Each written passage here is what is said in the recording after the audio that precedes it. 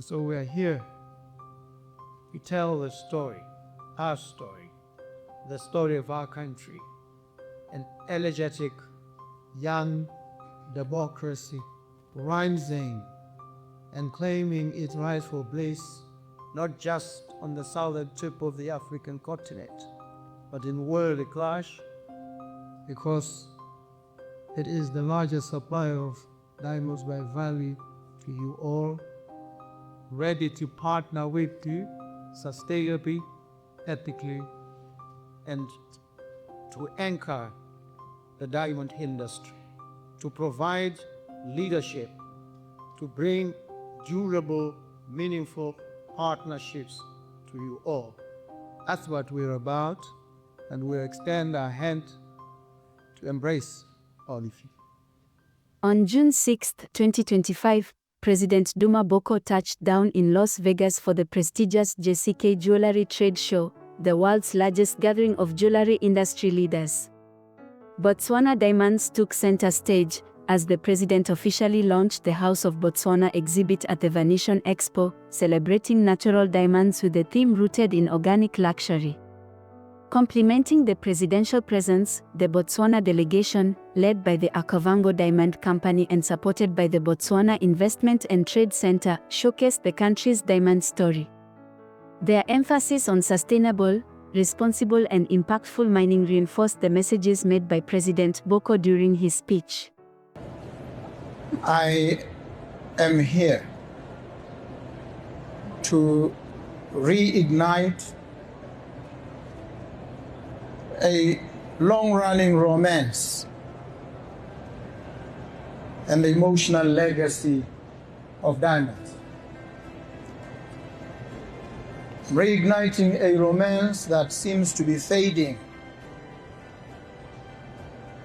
I must indicate to you that for generations, diamonds have served as powerful symbols of love, legacy, and emotion. They have marked marriages, celebrated births, and stood as enduring witnesses to life's most cherished milestones. But today, the mass production of lab-grown diamonds risks reducing this legacy to a trend where meaning is replaced by convenience and depth is replaced by duplication. The love story is fading, and we, all of us, must bring it back.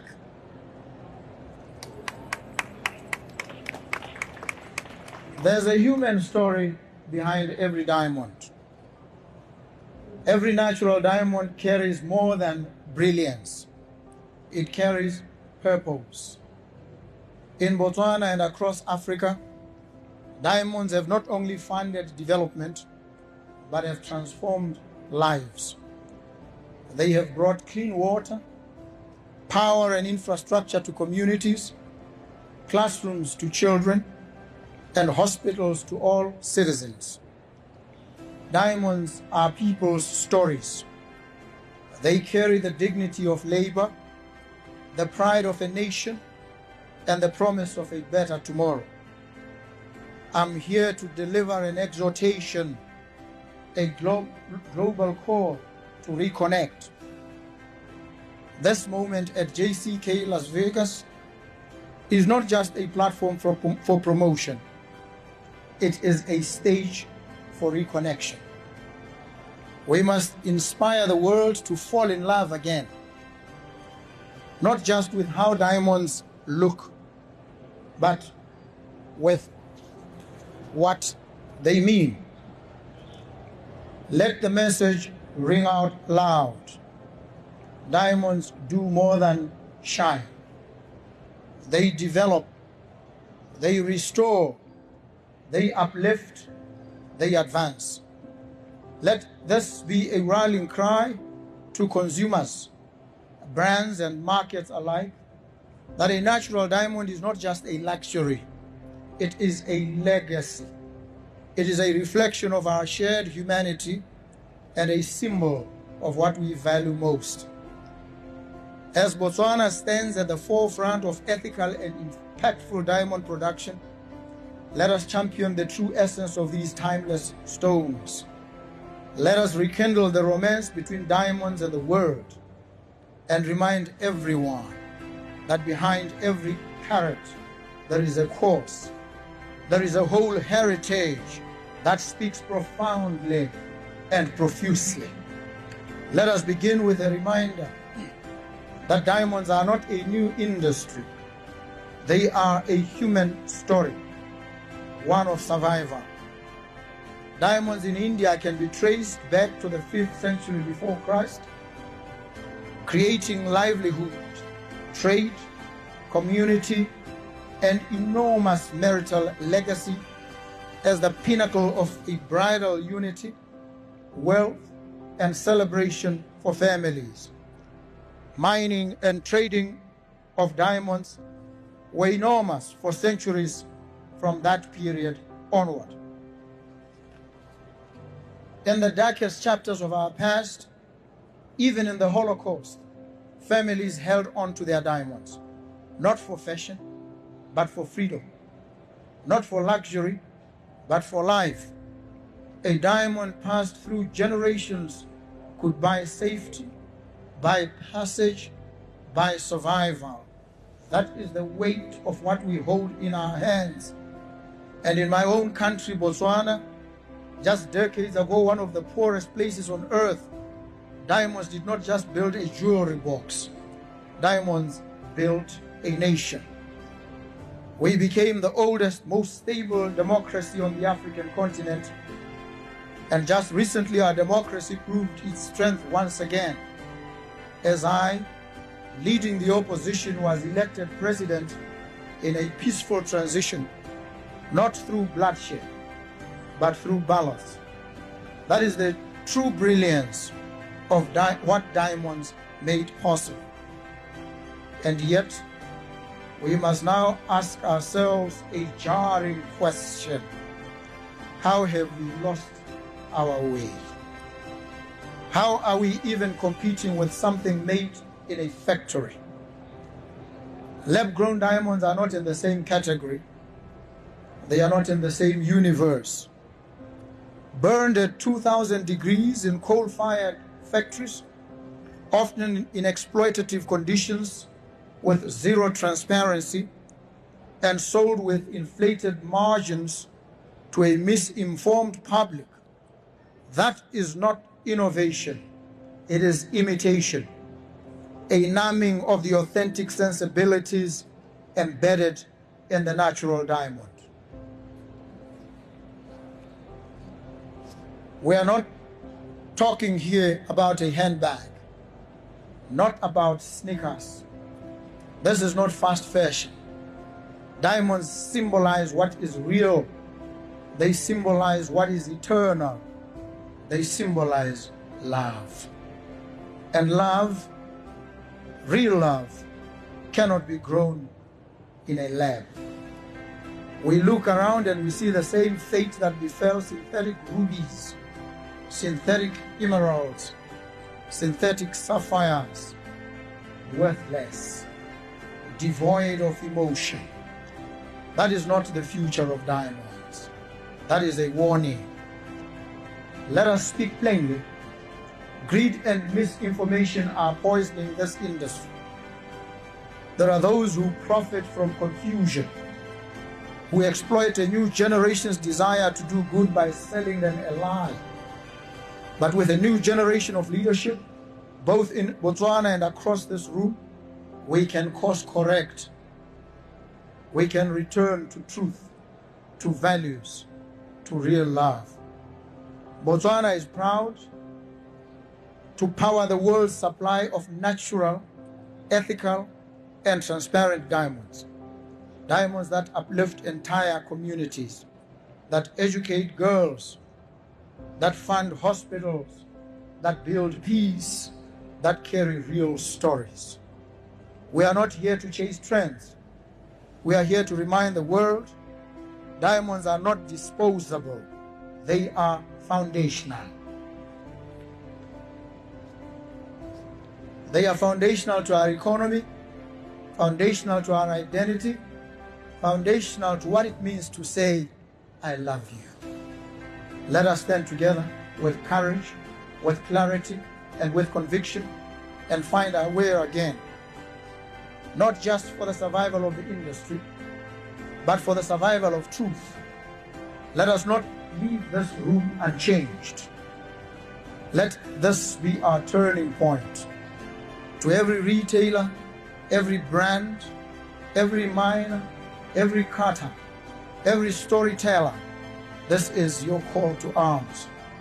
It is time to fight back, not with fear, but with truth, not with spin, but with story, not with imitation, but with the undeniable authenticity of the natural diamond. Facing a slumping global diamond market, President Boko urged international buyers to rediscover the authentic human-led value of natural diamonds. At a high-profile forum hosted by the Natural Diamond Council, Boko took the stage to deliver a keynote address affirming Botswana's ambition to be the premier hub for ethical luxury and innovation. He invited JCK attendees and prospective investors to partner with Botswana, emphasizing its streamlined business environment and commitment to responsible development.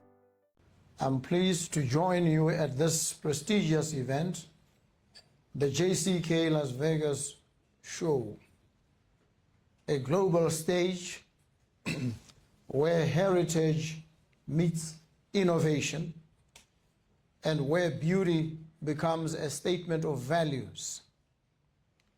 This year's theme, decades celebrating jewelry and fashion styles from different eras, calls us to reflect not just on the artistry of the past, but on the values, virtues, and vision that shape the future. In that spirit, I bring you greetings from Botswana, a country where natural diamonds have not only powered economic growth, but also lit the path to sustainable, inclusive prosperity. Botswana is proudly stepping into its next era. For over 5 decades, Botswana's diamonds have played a quiet but extraordinary role in the world's most treasured moments. They have marked engagements, anniversaries, and achievements.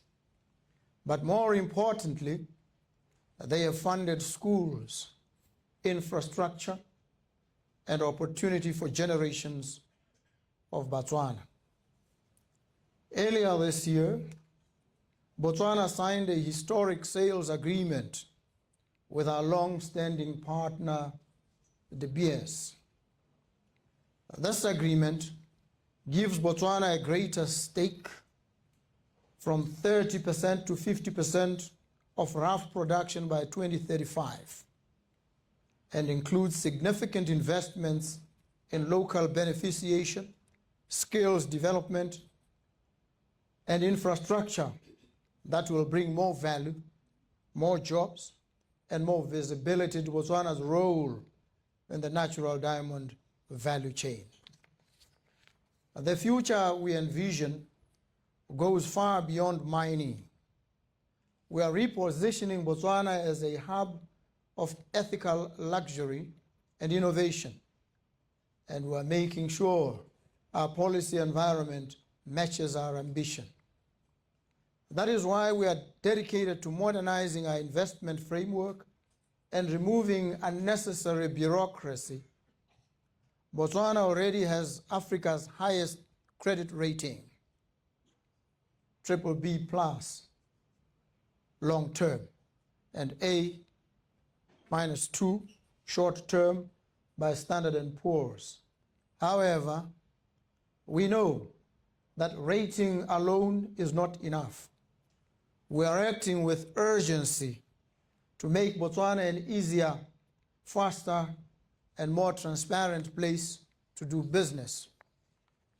For the investors and entrepreneurs here at JCK, please know this: Botswana is open for investment and ready to partner.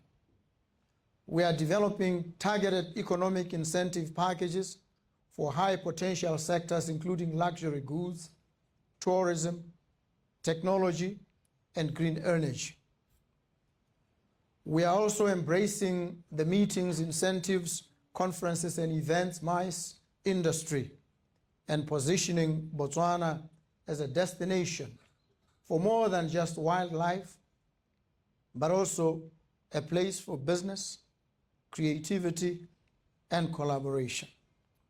We are fast-tracking infrastructure in transportation, energy, and digital connectivity to accelerate economic activity and create the enabling environment global partners expect. And we are engaging our international partners, including many of you here, to be part of this transformation. Botswana is ready to be known, not just for exporting diamonds, but also for exporting inspiration. We want consumers around the world to see our diamonds and immediately think, this is a natural diamond. This is a Botswana diamond. This is a diamond with purpose. De Beers' decision to close its Lightbox synthetics business further reinforces this our shared commitment to natural diamonds. This shift reflects the enduring value that Botswana offers the world, that is rare and ethically sourced diamonds that are not only beautiful, but also meaningful. Distinguished ladies and gentlemen, a natural diamond is not just rare, it is irreplaceable. Formed over billions of years by the earth itself, shaped by nature and connected to real people and real impact. That story must be told not only through gem certificates, but through marketing, provenance, and consumer education. We are investing in traceability. We are championing differentiation, and we are aligning with partners who are equally committed to preserving the integrity and the future of the natural diamond industry. Confidence is the cornerstone of luxury, and we will protect that confidence with everything we have. We are elevating our national story through traceability, investment in downstream capabilities, and the emotional narrative of diamonds that do good, build futures, and honor heritage. Just days ago, a landmark agreement was signed between Botswana and the Botswana Power Corporation for the supply of renewable energy, marking a significant step in Botswana's sustainability journey. This partnership enables Botswana to power its operations with clean electricity and receive renewable energy certificates to verify its green sourcing. This signals our firm commitment to becoming carbon neutral by 2030 and advancing the goal of greening our diamonds. This is about building a future where Botswana's natural diamonds are not only beautiful and ethical, but also environmentally responsible, setting a new standard for sustainable luxury.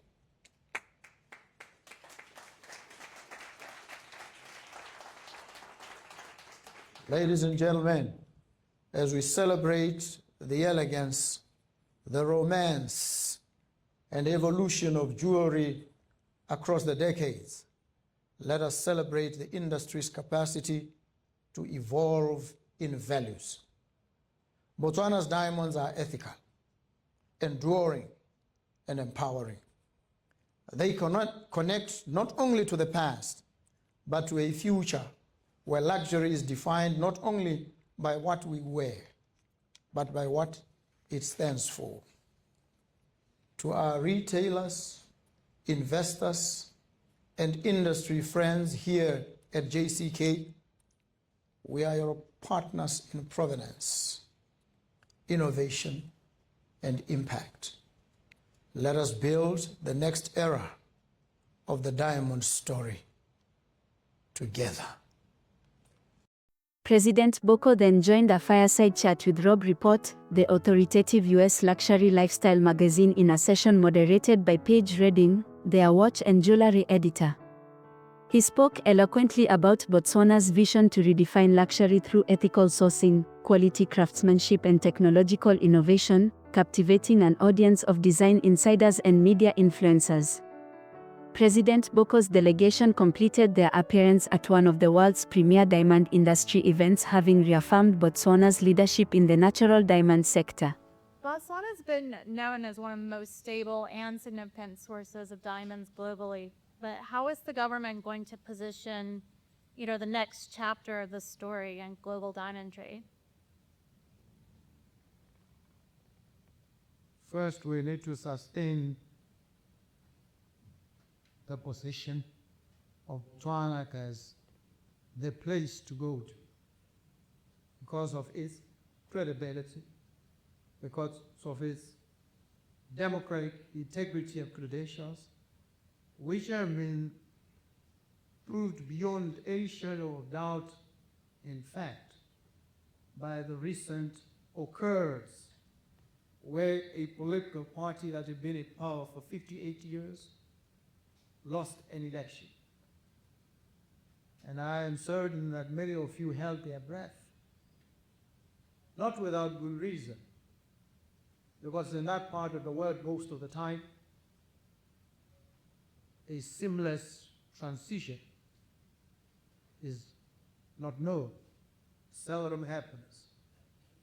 But Botswana demonstrated to the world that our democratic roots run deep, and that when you choose to invest in Botswana, of one thing, if nothing else, we can assert that your investments are safe, that Botswana is the right place to place your investments, your resources, and your capabilities. And so, once we've maintained that status, which we've earned and have defended admirably thus far, then we need to reach out to all of you. And as we have demonstrated with our durable partnership with DPS, offer you partnerships that will last, that will serve, that will anchor the industry. And so Botswana will position itself as a place where connections are named, where we build durable partnerships, where the diamond industry will find a firm foundation and a solid springboard to reach out to every part of the world. That's what this position for Botswana entails. It's amazing. The elephant in the room always with diamonds is lab-grown diamonds, which have really kind of rocked the industry in a way. How does Botswana plan to safeguard the long-term value of and appeal of natural diamonds? How are you promoting that? Well, we need to understand that, as I said earlier, diamonds are anchored in love. They represent a tangible expression and manifestation of something that cannot be grown in a laboratory. And so natural diamonds, as the natural expression of love, achievement, heritage, stands on a different footing relative to lab-grown diamonds. And that is why, therefore, the issue of traceability to establish provenance and also to ensure that the life stories behind these natural diamonds are told and amplified across the breadth and dimensions of the world's age. This sets the natural diamond apart remarkably from lab-grown diamonds. It's an expression of largeness, it's an expression of real value. It's an expression of heritage, stories, schools built, children put through school, health facilities supported, and lives built, a country anchored. This is the story of natural diamonds. Can anyone find any such story, anything comparable in relation to lab-grown? The answer, in my humble view, is that it's something no. And so, the natural diamonds make their own case. We stand firm in asserting their authority, their superiority, and that they are the reason countries thrive, communities survive, and the world continues thriving.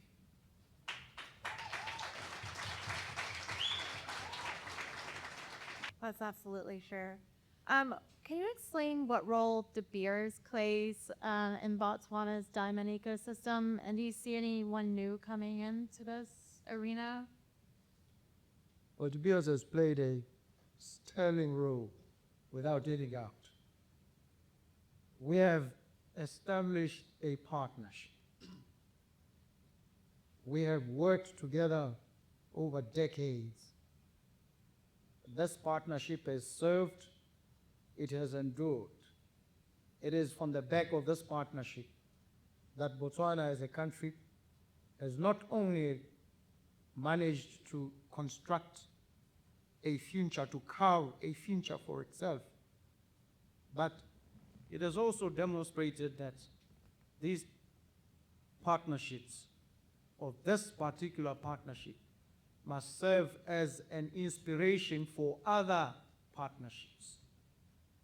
It must be an example to all that in Botswana, we are a nation that embraces collaborations, partnerships. De Beers has been a key player in this regard. We have recently renewed this partnership.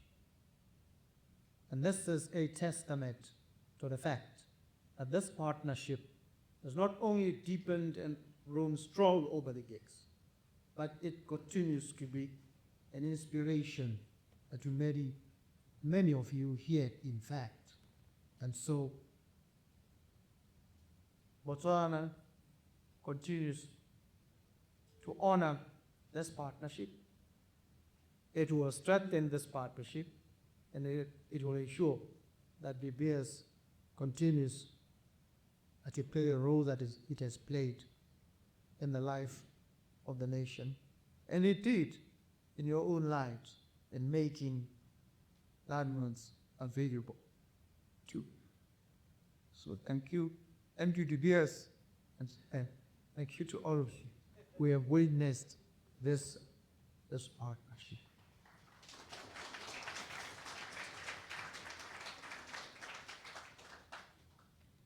Beyond mining, it's my understanding that you're also trying to bring other parts of the process locally to Botswana, from cutting, polishing, and certification. Can you speak a little bit about how you're trying to do that? Well, the process of beneficiation has already begun. In fact, there's a progress.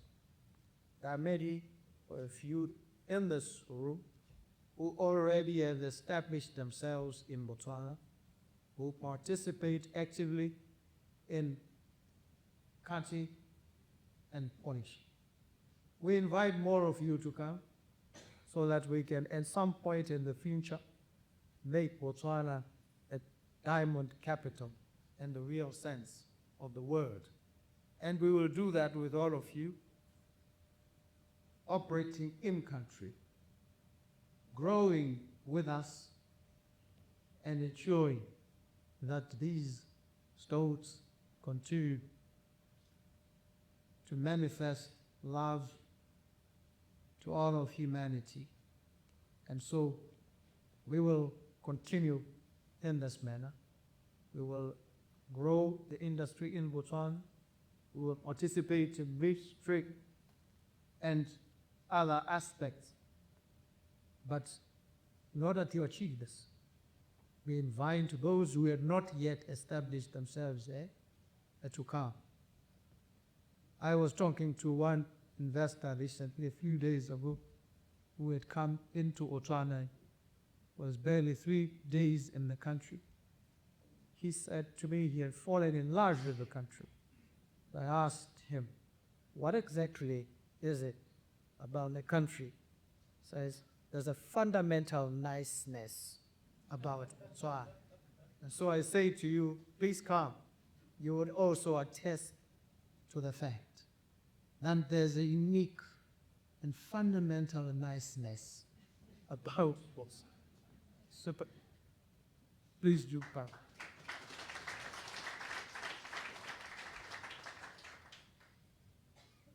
There are jewelry brands that buy the diamonds, obviously, that get diamonds from Botswana, but do you ever see a future where you envision more brands, being born in Botswana, more jewelry brands? Absolutely. No doubt about it. I think the beauty, and I was looking at a design diamond inspired by the traditional calabash. Such a beautiful, spectacular piece of work. And so if you come to Botswana, you will be able to blend some of the brilliant ideas and designs that you have with the beautiful sights and scenes of the Republic of Botswana.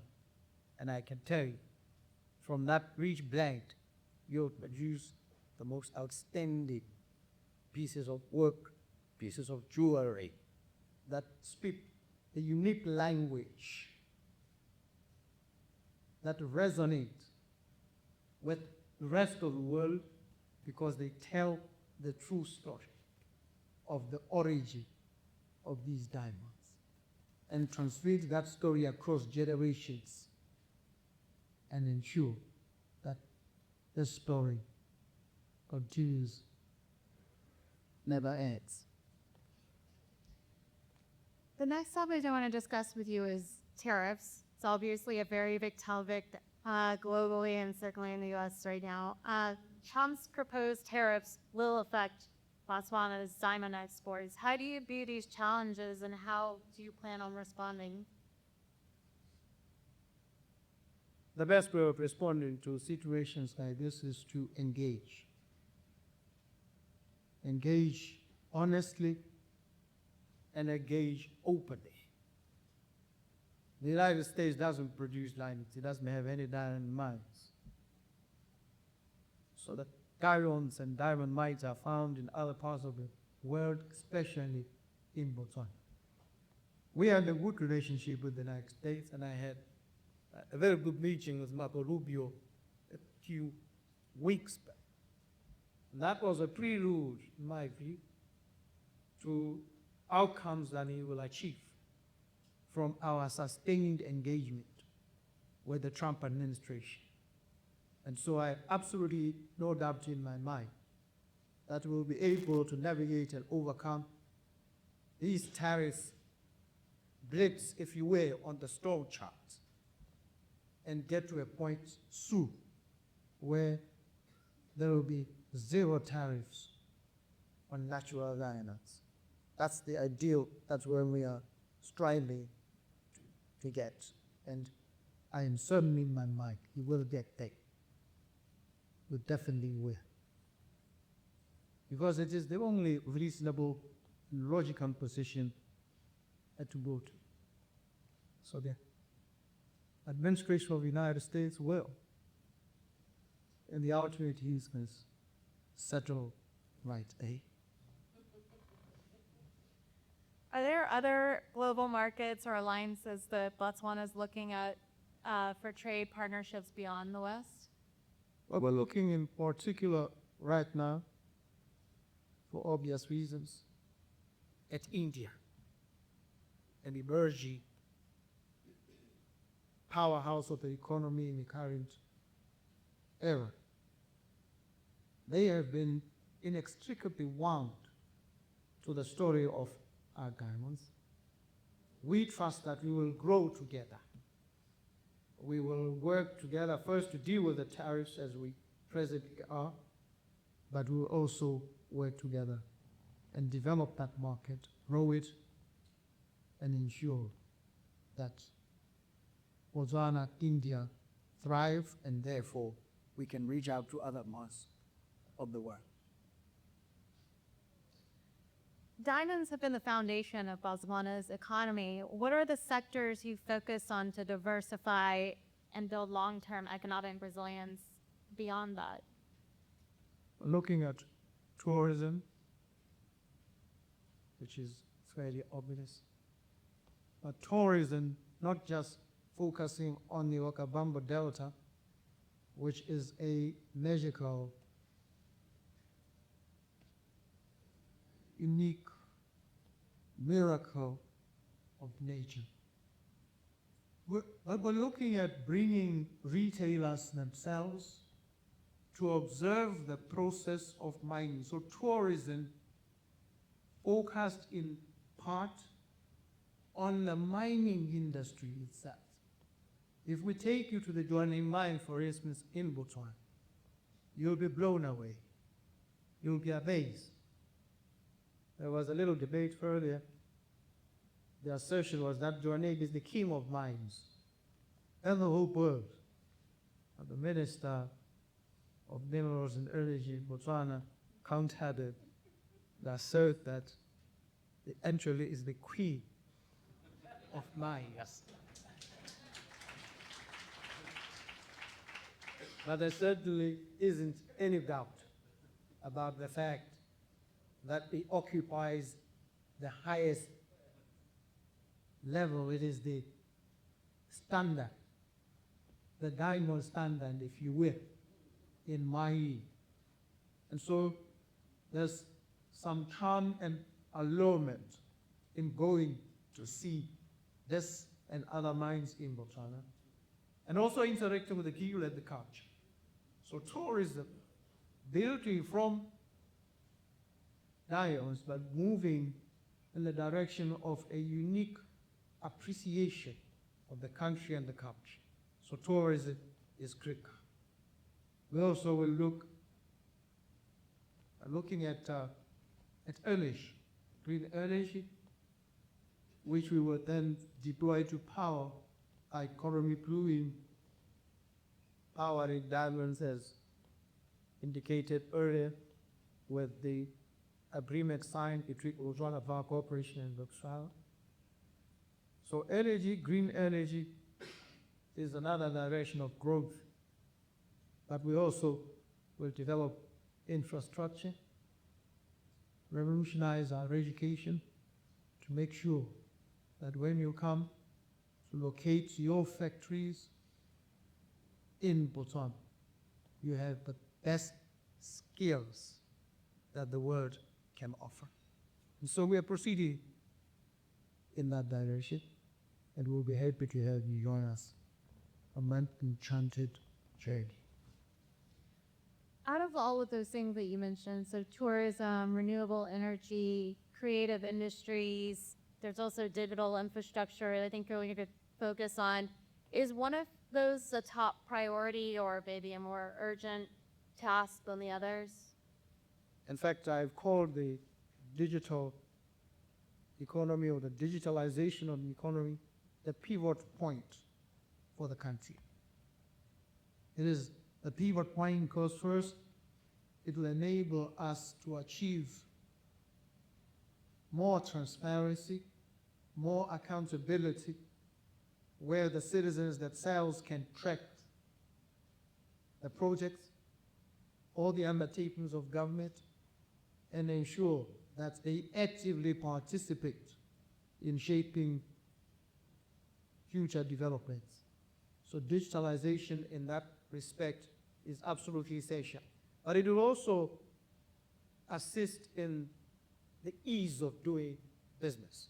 Make things very easy for you, so that when you come in, you're able to get what you need done in the shortest possible time with no inconvenience at all. And so we are looking to